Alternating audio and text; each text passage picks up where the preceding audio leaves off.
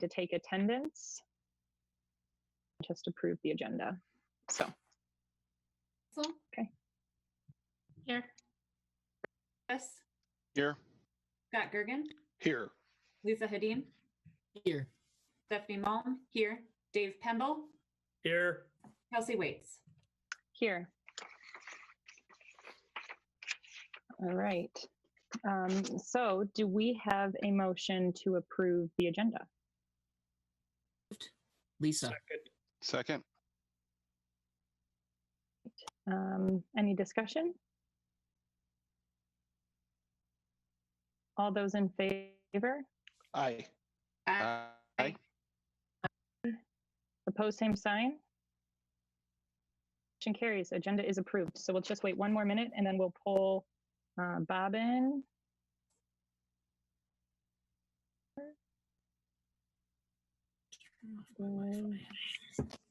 Just realized. Now and connecting. All right.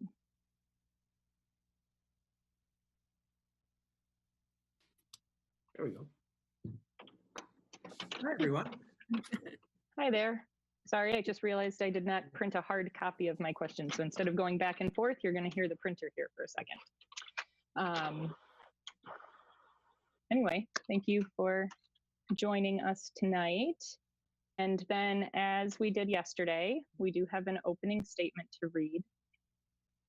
So, due to the current federal and state emergency declarations, the Minnesota directive to residents to stay at home, and guidance about limiting person-to-person contact due to the COVID-19 pandemic, this meeting of the Hastings School Board, did I get lost for a second? This meeting of the Hastings School Board is being conducted in accordance with Minnesota statutes 13D.021, meetings by telephone or other electronic means. Due to the health pandemic, the school board determined that it is not feasible for at least one board member, the superintendent, or the school district's legal counsel to be physically present at the regular meeting location, and that it is not feasible for the public to attend this meeting at the regular meeting location due to the health pandemic. May monitor this meeting from a remote location by going to HCTV's YouTube channel, where they are live streaming this. School board members are reminded to mute their microphone or phone when they are not speaking. Right, so good evening and welcome again to Hastings Public Schools. And thank you for meeting with us again about becoming our district's next superintendent. It is our intention to have the board deliberate after both interviews tonight, and both candidates will be notified as soon as the school board finishes these deliberations. Great. So as board chair, today I will be asking the school board's questions for you, and we will all be taking notes to assist in our deliberation. Please know we are listening carefully while we write and do not intend to be disrespectful. Also, we have allocated 1 hour for the interview, and our last question will be whether you have any questions for us. Use whatever time remains for this purpose. I did a copy of the interview questions for you. Please note that there are 13 questions, and MSBA's representatives will notify us when there are 30 minutes remaining in our allotted time. Please also let us know if you encounter any technical problems during the interview, and we will find a way to work through it. All right, so at this point, we will go to the first question.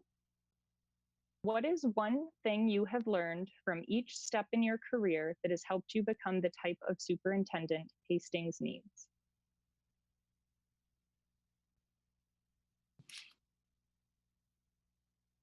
I believe I've learned all the way through my career has been to go as fast as you need to go at any given time, make decisions when you need to make decisions, and make sure that you're using a great deal of empathy when you're going about making any decisions. From every step of my career, from being a teacher to a technology coordinator, an assistant principal to a middle school principal, assistant superintendent, in addition to adjunct instructor at the college level, everything has brought me back to that. And that is again, looking at everything in a way to seek to understand, and looking at of that I'm always coming at things assuming positive intent with people. Specifically in teaching portion of my career, that everything that we do has an impact on kids. As a teacher, you have the direct ability to not only impact what a student learns, but how they feel. What is the experience that they have in the classroom? What is the experience they have outside of the classroom? I learned that that not all kids come to us with the same level of experience or background or support at home. I think that was my biggest takeaway from teaching. As a tech coordinator, I began to learn about systems. I began to learn that everything is intertwined in a school building, and that by making one decision, you may unintentionally impact something else, whether that's for students or staff or the building as a whole. Principal and as an assistant principal, I learned about scale, and that there is an opportunity to innovate. There's an opportunity to create change for a system. There is an opportunity to use all of the resources you have in a way that benefits individuals while also benefiting a system, if you're able to include those individuals in that decision-making process. And it's very important that that you bring people along in your decision making, so that they are not only able to buy into it, but they're able to develop a sense of accountability to themselves as the system, not because you're directing the accountability.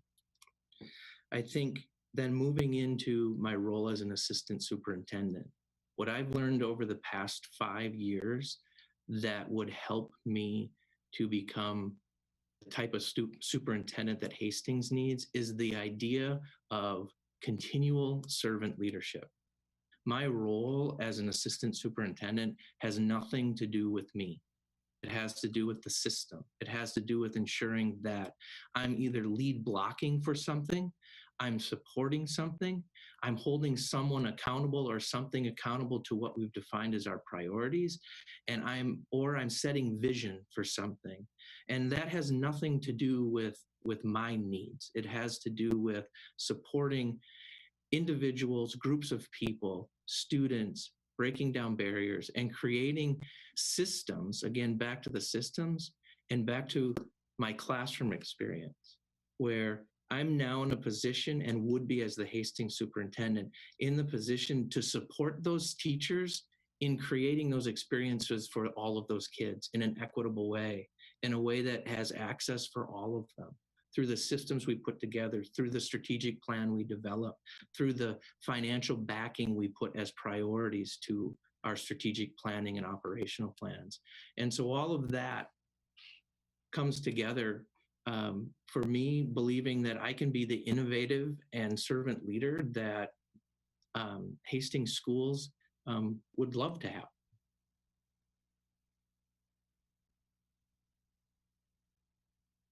Thank you.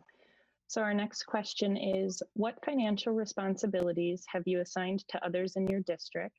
Mm-hmm. How did you hold these personnel accountable for managing budgets? Yep. So in my current role, I oversee all of the buildings and building principals. And so there are building budgets that come along with being a building principal. I also oversee the director of technology, the director of student support services, and the director of learning and student engagement. And those all have very large budgets that come with them. And so those budgets get assigned to those people, and they're accountable for those budgets. The way that I hold them accountable is walking alongside them.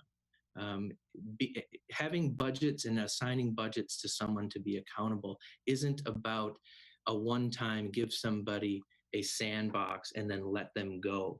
It is about, again, it comes back to systems, and it's about being in this together and collaboratively having a coherence with all of those whom you supervise, reassuring yourself and the system, whether that's the school board or the community, that what we've identified as our priorities is what we are allocating funds for, and it's what our building leaders and our department leaders are being held accountable to support those initiatives that we put in place.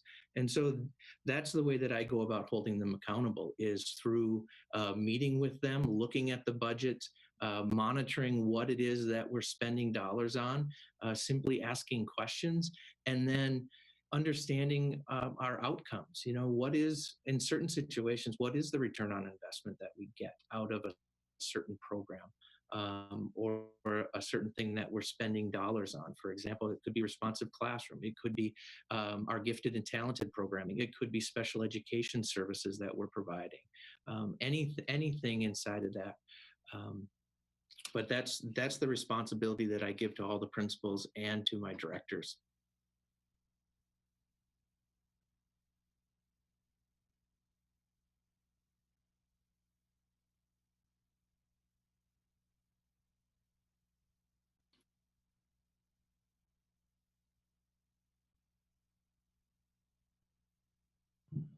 I think we lost Kelsey. She'll come back.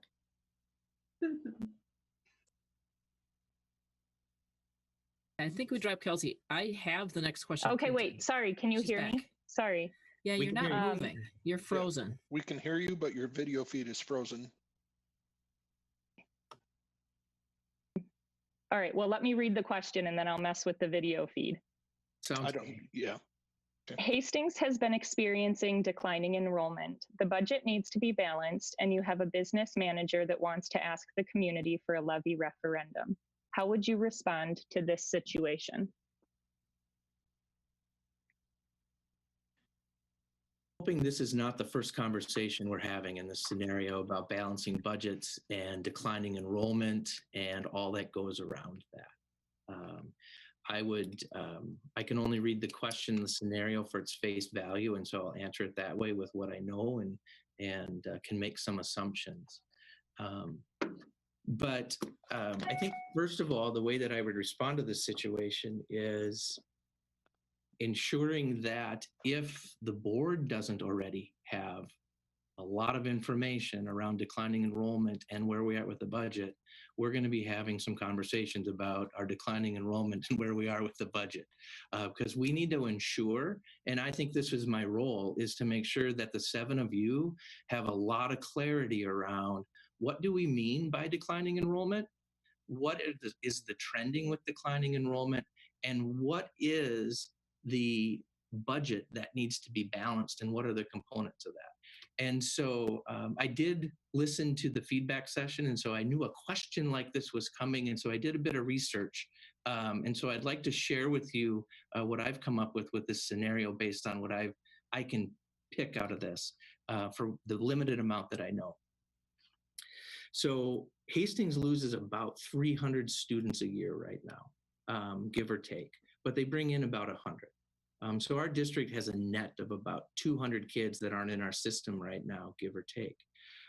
In addition to that, we seem to lose the majority of those students to Randolph down on the southern side every year, which probably isn't anything new to the members of the board that have been on for a while. And there's some specific reasons to that. We also lose about 172 students pre-K-8 to St. Elizabeth, which we're probably not going to get those students back. They go there for a specific reason through 8th grade. The other thing that I found unique is that we have about 60, 65 kids that go to 917 every year, which that's something we're not going to get those kids back. They go there for a specific reason. And in addition to that, a question I would have for people, because I don't know the answer to this, is that it seems since about 2014, we lose about a section's worth of kids between kindergarten and 1st grade. I want to know what's going on there.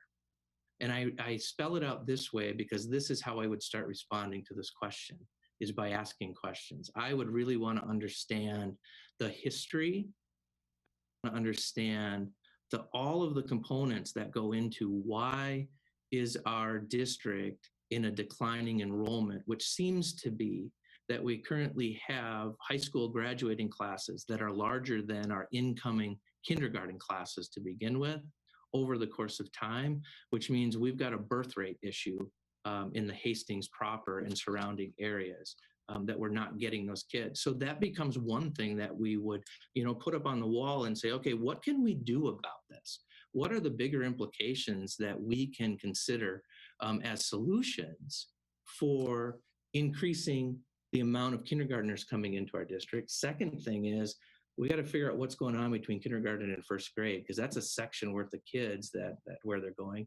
And the third thing is, what do we want to do about our areas in the southern part of the district that just aren't close to the proper of Hastings, in order to make kind of what I shared in our first interview, gets to the choice question and the reimagine question.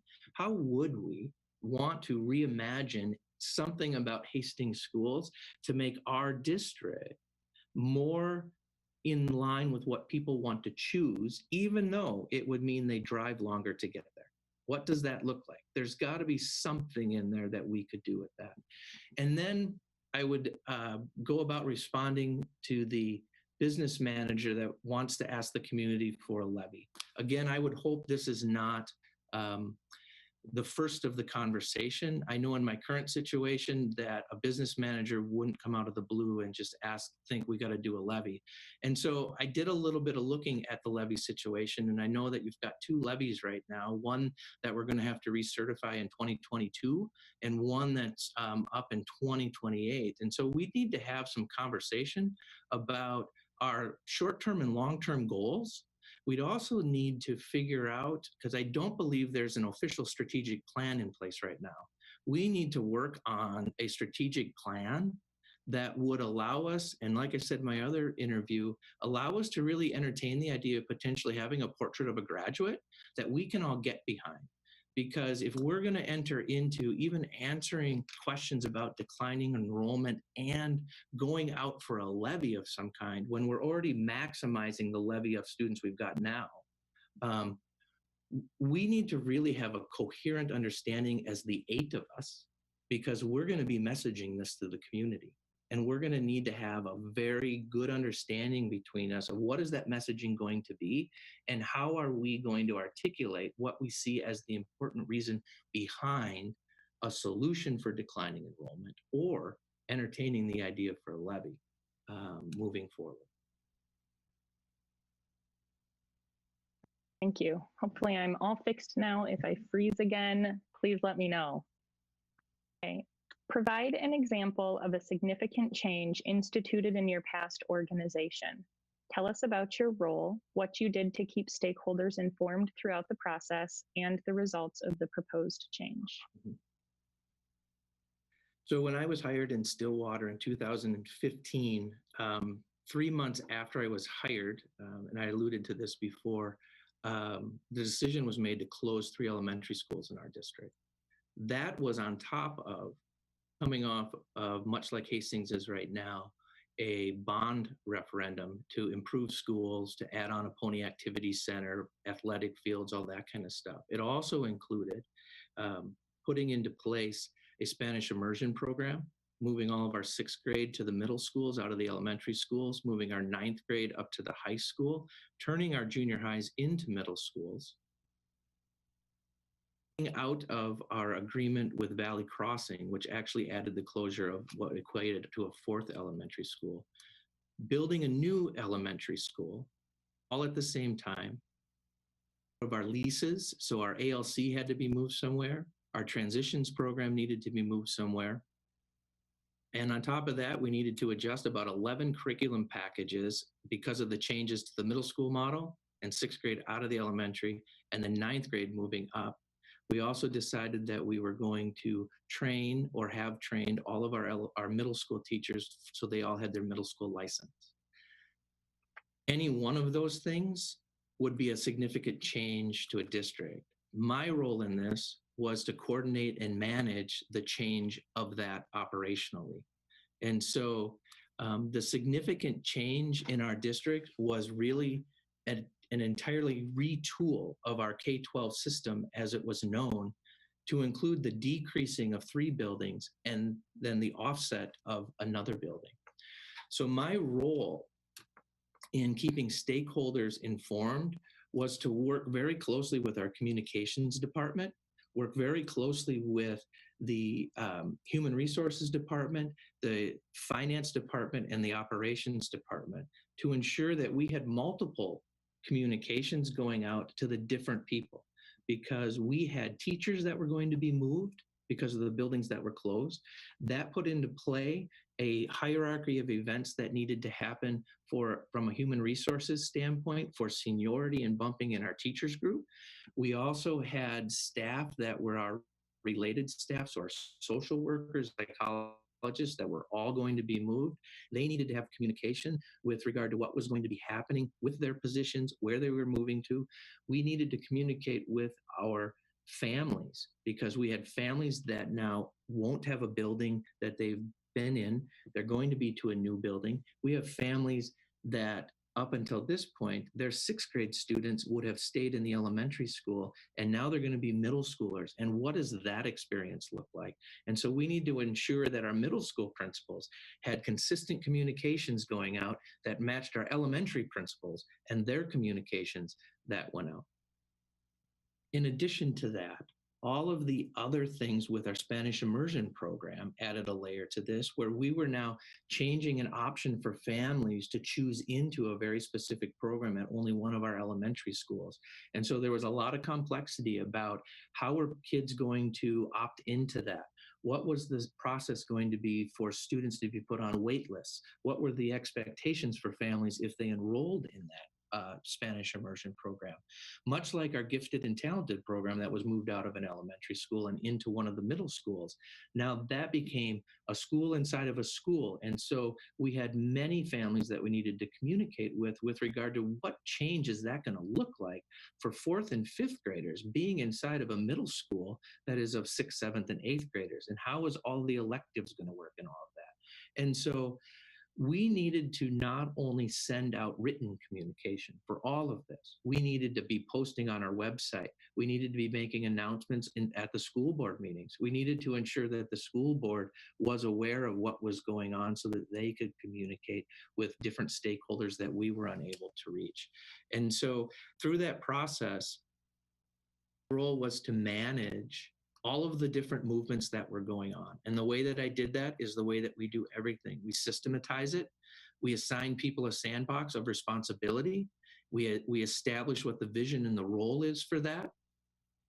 We hold the system accountable by maintaining our communication inside of ourselves. And so that was what my role was in that difficult move, was to make sure that all the different parts were moving at the right speed and nobody was getting in front of somebody else, and that the system wasn't unintentionally impacting something else in the system, whether it was moving teachers, moving students, communicating to families, getting middle school programming supported, having professional development for teachers, and all the like.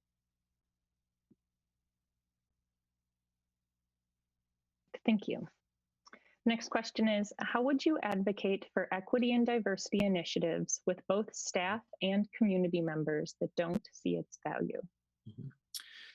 You know, we have about 2.5 decades worth of research that tells us that a student with a discrepant education have a discrepant life as they get older than their peers.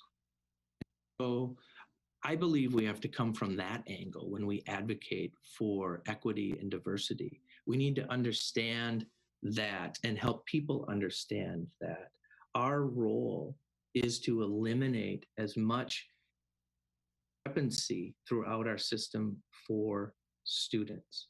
We need to help people understand that to all of our benefit in the Hastings community, to have all kids have an experience that allows them the access to everything that they need and the opportunity to engage in everything they need as they travel through our system.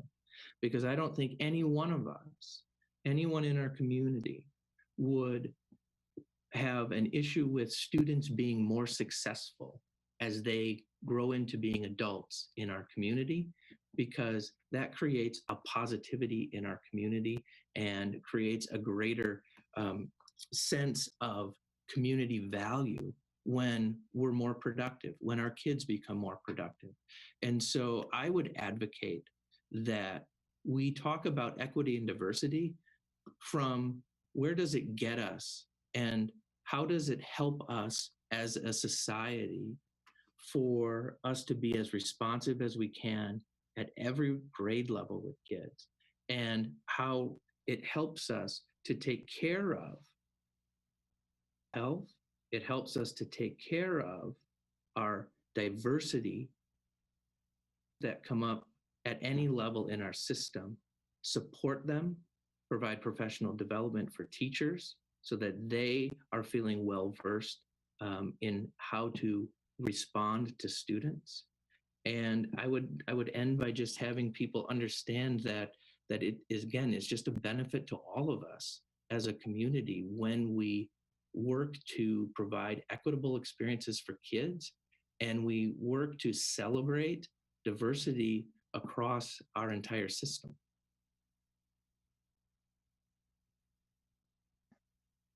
How would you connect with all of the following? 1, families residing in the district that choose to send their children to another district. 2, families with preschool children. And 3, families or individuals who do not have children. Sure. So each of these groups, if we call them that, have a different need, different want. And so I'm glad that you parsed them out that way, so that we could at least talk about the different needs and then how do we connect with them. So families that reside in our district and choose to send their children to another district, that's an opportunity for us to understand why. Kind of goes back to the question that was asked earlier with the scenario. Is finding out what is it that causes a family. Let's take the Randolph area. What is it that causes them to choose Randolph? Is it out of convenience and that's the only thing, or is there something else that we can do? What is it about intermediate 916? Is there something there that we could offer or not? Is it something that causes a family that they don't care for the programming? And then back to this last question, do they not feel that we have an environment and a climate that is equitable and is really addressing the diversity in the district in a positive light? And so that's how we begin to connect with those families of that first group, is understanding why it is and reaching out to them on a continual basis. I don't think it can be a one and done. I think we need to continually reach out to those families. Our families with preschool children, we need to stay really connected with. Those are the families that, at least in our district right now, when we have those families in our district, they stay with us. And so it's really important that we're sending things out to those families and letting them know what the district has to offer. So what I would do is I would continue to do things like we're doing in Stillwater now. We monitor the birth rates in our district. We send out Stillwater pony bibs as babies are born, and we send out information to those families, letting them know what we're all about. What does it mean to be a pony, right? Because that's the situation. So that's one thing I would recommend we would do something like that. That connects with families and causes them to connect with us. For the students and the families that choose a different district, what we do right now is we send mailings out to those families every January as we're gearing up for our registration at the secondary level. We make sure that those families still know and understand that we would easily welcome them back into our district. And here's a reminder of all the stuff we have to offer your student, should you choose us rather than going someplace else, because that gets back to that continual, not a one and done, but a continual conversation. With our families or individuals who don't have children in our district, that could be a wide variety. That could be families who still live in the district, but their kids have left. That could be families who've just moved into the district and don't have kids. And so with them, it continues to be things that we do. We have a tent that we set up for lumberjack days in the summer. We make sure that we, at that tent, we hand out pencils and we hand out tattoos, and we have people who do and don't have students in our district show up, but it gives an opportunity for us to talk with people and share face to face, make a connection with people about the district, because the families and individuals that don't have children in our district have conversations with families who potentially have children in our district. And so it's all about that rule of 7. Get the message out there. One person talks to 7 people, they talk to 7 people, and the message gets out. Other things that we do is we make a really concerted effort to make sure that we are utilizing social media and our local newspaper to tell the story of what's going on and outreach to families. Make sure that our residents understand what are all the good things that happen in our district.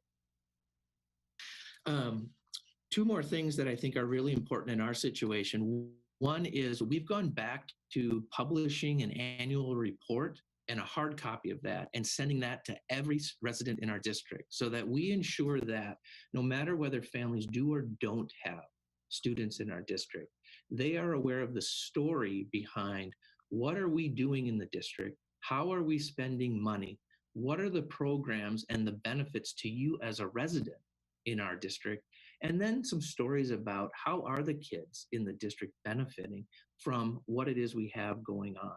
That leads me to the last piece that includes all of these groups, and that's community education. That community education program and its strength has the ability to bring the entire community together because they reach out to all families. One thing that's been a huge piece in our district, when we had our bond, we added on the Pony Activity Center because we don't have a YMCA like Hastings does. But that has allowed our community education program to just blossom and expand. And that, again, when we get families and kids involved in community education, much like the tent at the lumberjack days, in itself, it may not bring people to the district, but it exposes them to the district. It exposes them through a tangent of our district and allows them to see the great things and the connections for our district. So those are some of the examples I would use to connect. All right, thank you. And just so you know, your 30 minutes just popped up. Okay, thank you. So during your first year as our superintendent, how might you go about determining the strengths and weaknesses of this district? Important as a superintendent to work with the board to come up with at least a 100-day plan. I think that that's a start. I know that this question speaks to a first year, but I think we really need to work faster than that to understand initially what are the strengths, what are the weaknesses of the district, what are the opportunities, so that we can get a baseline for you as a school board, for me as a superintendent, to understand again collectively, what is it that we want to work on? Is it the development of a strategic plan? Is it that we have a short-term need that we really need to fix? And we will determine that by me meeting with lots of groups. This is about conversation. This is about being visible. This is about asking questions. I spent a lot of time in the first interview talking about, the whole think tank situation where we asked people simply, what should we start doing, stop doing, and improve doing? I think it would behoove us to look at combining a potential start to a strategic planning process and me going out and figuring out what are strengths and weaknesses of the district and coming up with a plan about how we might go addressing those things. I think the determination of the strengths and weaknesses is going to be a back and forth conversation with staff. It's going to be a back and forth conversation with community members. It's going to be a back and forth conversation with the 7 of you and really getting to understand what is your perspective based on the people you're talking to and the people that you're representing that they see as strengths and weaknesses of the district. Because it's one giant puzzle. It's not unique to Hastings. It's the way it was coming on board in Stillwater. And the individual issues are unique, but we need to follow a similar process and a systemic process to do it. Okay, thank you. How would you lead the school district in developing long-range strategic and short-term operational plans? I'll be a broken record because I've talked about this before. This kind of question came up at the last couple interviews. So those people listening to all of this are going to hear it again. I honestly believe in the process that we went through this last time in Stillwater to be a really effective process in developing long-range strategic plans.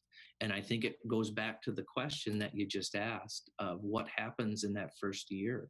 It's about finding out, what do people truly believe about the district? What's working, what's not working, and how many different avenues can you provide and entry points can you provide for the multitude of people in the district to provide you and me that information so that we can lead groups in the community through deeper conversations of defining what is it that is truly meant by the suggestions or the concerns that people have, so that we can really get at that issue. So I think having been through a more formalized, large strategic plan and having gone through an organic process, I think the organic process is much more effective in identifying what the true strengths, again, back to that other question, strengths and weaknesses are. What do we want to keep doing? What do we want to improve on doing? And what do we want to jettison? And how do we go about making those decisions? And that doesn't mean that we don't need to necessarily bring somebody in to help us facilitate that process. That could be what we come to as well. But I think that organic level of process is really what's needed. Now, with regard to short-term operational plans, that's going to look different when we're in the process of developing the strategic plan versus after the strategic plan is done. That strategic plan, once it's completed, will give us the ability for the directors in the district to work with me to develop a solid operational plan that's able to be adjusted in the short term to meet the needs that are identified in those strategic, in that strategic plan, and really help us to help you understand as a school board why we should put resources towards a specific project, why we should hold back on something at this point in time. It allows us the ability to change and to continue direction based on that strategic planning document. Before the strategic plan, that would be a short-term operational plan that you as a school board, myself, and the directors really need to figure out, what do we do until we get this strategic plan? Because I know that all of you are going to have perspectives on what you think we should be doing and not doing between now and then. And that's what would provide us the direction. But again, it all has to be systematized and get us all on the same page and involve lots and lots of people. All right, our next question is, what role do you believe you should play in community organizations and community businesses? Mm-hmm. I think the role of the superintendent, my role, is to be a liaison between the communities, the organizations, and the school district. In my current position as a member of the Rotary, that allows me the opportunity to meet on a weekly basis with different people from different organizations in our community. When I'm able to work with members of the Chamber of Commerce, that allows me the opportunity to make connections with folks that have businesses in our community and find entry points for them to partner with different places of our system. When I'm able to meet with businesses individually and the leaders of businesses that we've had a history with, for example, Anderson Windows and their foundation, it's an opportunity for me in this last year to really explain to them, what are the needs that we have as a district moving forward with regard to how we're doing innovation and programming for students? And how is it possible that we might create systems like our adult basic education for them, providing their workers with Spanish instruction so that they are, with English instruction to their Spanish speaking employees so that they can better move through our system as a whole. And so my role becomes one of staying engaged with the community and being that liaison and really working to create those partnerships all throughout our system. Thank you. Why do you think it's important to address diversity and equity issues in this position, and what are some ways you might do that? Looking at an educational system with equity and diversity lens, the most significant thing that a superintendent can do. Because the superintendent position is one that, while it on an organizational chart is the CEO of the organization, it's also a position where you set the tone, you set the climate, you set the direction with others, with what is and is not going to be accepted and tolerated as normal. You set the tone for what is going to be celebrated and what needs to be celebrated in the district. And so I think it's important for the superintendent to be leading the charge when it comes to equity and diversity. And in my current role, I've had the opportunity that through a multitude of ways, whether it is really working with our coordinator of achievement and integration and supporting our AVID programming, whether it is taking the components of the Wicker strategies of the AVID programming when we developed our middle schools and helping them to embed the Wicker strategies in what we call middle school success, so that all students in the middle school in 6th and 7th grade are exposed to those strategies that our AVID students are exposed to. It is supporting programs like Story Arc. And that's a program that I think our Hastings students work with our Stillwater students on, and that's the podcasting program. It's supporting opportunities for our students to have access to things that they otherwise would not have access to. I think that it's important, using the term address diversity, it's important to set the expectation is for staff, our leaders, to engage with diversity, to lead through a diversity lens, to engage with equity issues, to address equity issues. And it's important for me to hold them accountable to that. And I think that's something that I do on a daily basis.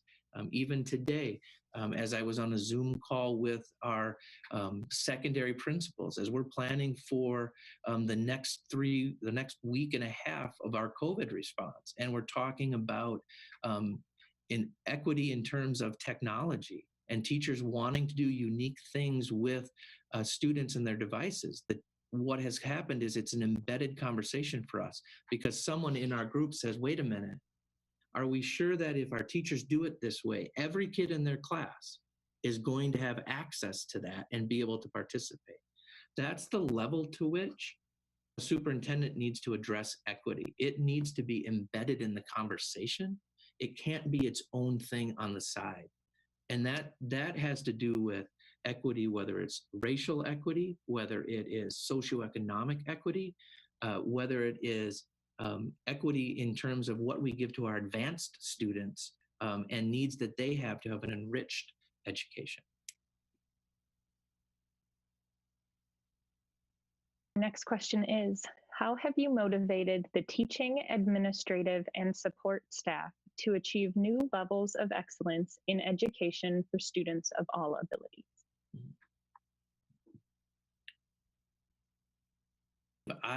In the last 5 years, for sure. Well, I think along the way, I think as an assistant principal, I think as a principal, and I think now as an assistant superintendent, I think one of the tenets that you would find if you talk to people that I've worked with in those three different positions is the amount of innovative push that I give to staff. And how do we do things differently of the system that we have, and how do we do things differently to add things to the system that we might have. And you will see remnants of that in areas that I left. Valley Middle School, when I was the assistant principal, we had a push on STEM. And if you go down to Valley Middle School right now, they're now the STEM school down there for middle school. That was a program we started when I was there. That motivation for that has continued and stayed with them. I think when we look at my last position, if we take something as simple as one-to-one at the middle school level, that was something in White Bear Lake that the middle schools didn't have. And working with our teachers and our technology department, we were able to figure out a way to jump into one-to-one at the middle school level for our students and bring teachers along to where teachers were motivated to create the lessons and support behind that one-to-one process. I think in my current position, I've motivated our teacher staff, support staff, our administrative staff through allowing them the autonomy to take some risks inside of the sandbox that they work inside of and try things. And I've shared this a couple of times today, but I work on a triangle of autonomy, belonging, and competence. It's kind of a sweet spot of when you're able to build morale in an organization. And morale is closely linked to people being motivated to do more of what they're doing. And when we provide opportunities for a teacher or an administrator or a support staff to have autonomy, so we set that sandbox around what they're going to do. So for example, let's take the middle school model. The middle school principals. The goal is for you to create an equitable middle school model that is top notch. That's the goal. That's the sandbox. The autonomy for them was to then go and research, develop best practice at that time to put together what it might look like and come back to us with those plans.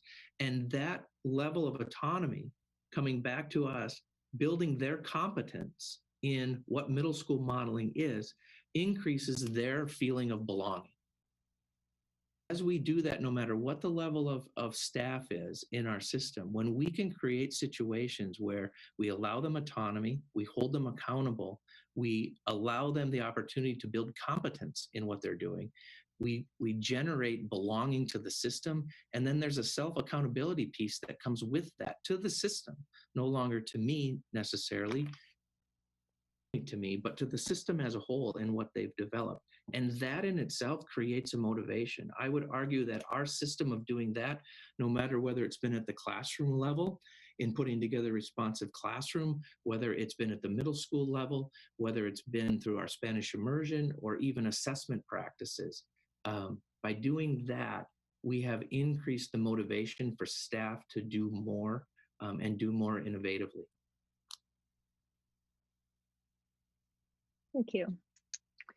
Upon review of the Hastings School District's hiring criteria, is there anything about your past work experience that you would like to highlight for us? Yeah, I would. I've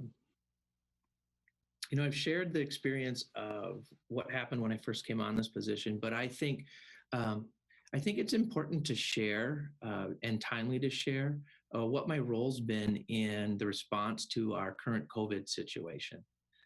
Because we were in a situation March 9th, the week of March 9th, where our district was in spring break. And so we didn't really know what was going on. Everybody was gone.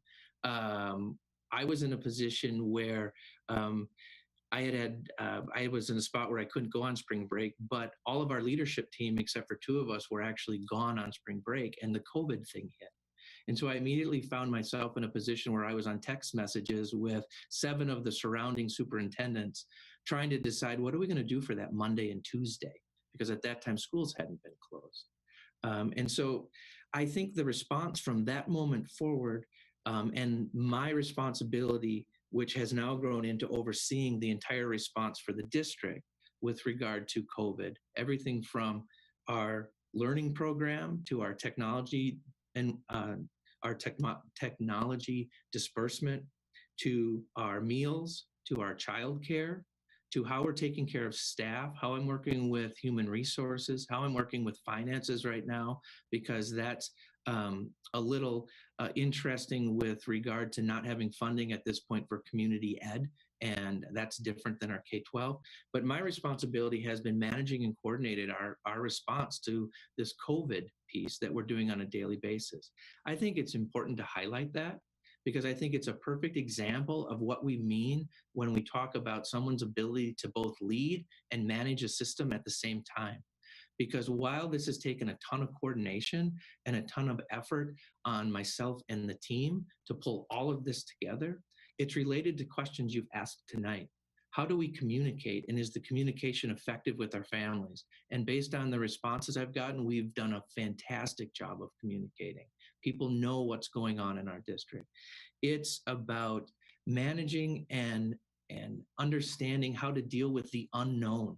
We have tons of unknown right now. How do we deal with special ed? How do we deal with 504 plans? How do we deal with families that can't access the 14 drop sites for meals that we have?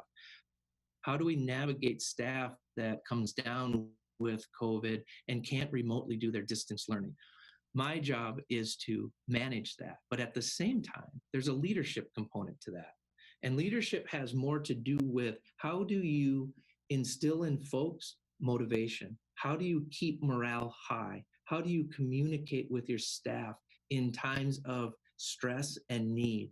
How do you create something where you're responsive not only to the kids in your system, but to the staff in your system, and ensure that along the way, community is continually being made aware of the changes that happen and what's going on as the situation evolves. And so I feel it's important to share that with you, that that's been my role in the past 3 weeks and will continue moving forward because we have a really large district and we have a lot of kids to take care of up here. And I think it's a great example of the abilities that I have in an unknown situation to create a system, manage a system, lead people through a system, and be responsive to the needs of a system as a whole, both large scale and small. So that was the last question we had for you. And so at this point, we have about 10 minutes. And do you have any questions for us? You know, at this point, I really don't. I feel like I've talked a lot. I've heard a lot. I just appreciate all the time. What's become evident to me through doing this through Zoom is the enormous amount of time it takes for all the people involved to pull this process off, to hire a single position. I'm hoping that it's given the community a great appreciation for the work that the 7 of you are doing in this last week, because I know there's a ton of planning that went on before that. But yeah, this is some interesting times, and you definitely have been in a position where you've had to put in the time and the energy remotely and not be able to see one another face to face and have some of those conversations. So thank you for that, and thank you for your staff. This has been a great process. While it's been distant, I really enjoyed it. So thank you very much. Well, thank you. And so at this point, thank you again so much for taking the time to be with us today. And we've really enjoyed it. And we'll be in contact after the school board has finished our deliberations. Okay. Thank you so much. Have a good night, everyone. I appreciate it. Thank you. Thank you. Thank you. Nice, Thank Bob. you, Bob. Thank you. Be well. Have a good night. Yeah, stay well. Okay. So I'm just seeing if MSBA has anything they need to share with us in between. Remember to do your evaluation forms. Oh, Barb does. That's what I was going to say is please remember to input your evaluation forms before the next candidate and immediately after the next candidate. And we'll be able to move into deliberations by 8 p.m., if not even a little sooner. We've been able to keep ahead of the input forms that are coming in from the forums today. So we may be ready before 8, but it depends on the board's calendars. So your part will be key to input your E, M, and D forms after each candidate. So with that, you'll just need to take a recess, Kelsey, and continue on as you have before. So at this point, I make a motion to recess until 6:30. Second. Second. Can we do a roll call vote? Becky Beisel, Yes. Brian Davis, Yes. Scott Gergen, Yes. Lisa Hadeen, Yes. Stephanie Mom, yes. Campbell, Yes. and Kelsey Waits. So then I will see you back here at 6:30. Enjoy your couple minutes.